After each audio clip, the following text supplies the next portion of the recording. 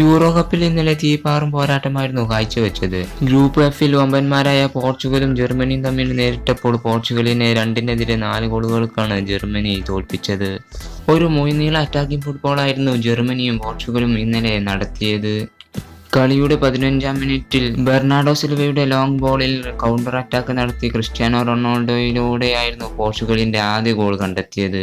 എന്നാൽ പിന്നീട് ജർമ്മനിയുടെ തുടരെയുള്ള അറ്റാക്കിങ്ങിൽ 2 ഓൺ ഗോൾ വഴങ്ങി പോർച്ചുഗലിന് കളി കൈവിടേണ്ടി വന്നു. കളിയുടെ 35-ാം മിനിറ്റിൽ പോർച്ചുഗീസ് താരം റൂബൻ ഡിയാസിന്റെ ഓൺ ഗോളിലൂടെ പോർച്ചുഗലിനെതിരെ ജർമ്മനി സമനില പിടിച്ചു. പിന്നീട് 39-ാം മിനിറ്റിലും പോർച്ചുഗീസ് താരം റാഫേൽ ഗുറേറോയുടെ ഓൺ ഗോളിൽ ജർമ്മനി ലീഡെടുത്തു. ഇതോടെ കളിയുടെ ആദ്യ ഹാഫിന് പിരിഞ്ഞപ്പോൾ പോർച്ചുഗൽ 1 ജർമ്മനി 2 എന്ന സ്കോർ നിലയിലായിരുന്നു. പിന്നീട് കളിയുടെ 51-ാം മിനിറ്റിൽ കൈ ഹവേർട്സും 60-ാം മിനിറ്റിൽ ഗോസൻസും ജർമ്മനിയുടെ ഗോൾ വേട്ട പൂർത്തിയാക്കി. പിന്നീട് കളിയുടെ 67-ാം മിനിറ്റിൽ ഡീഗോ ജോട്ടയിലൂടെ പോർച്ചുഗലിന്റെ 2ാം ഗോളും പിറന്നു.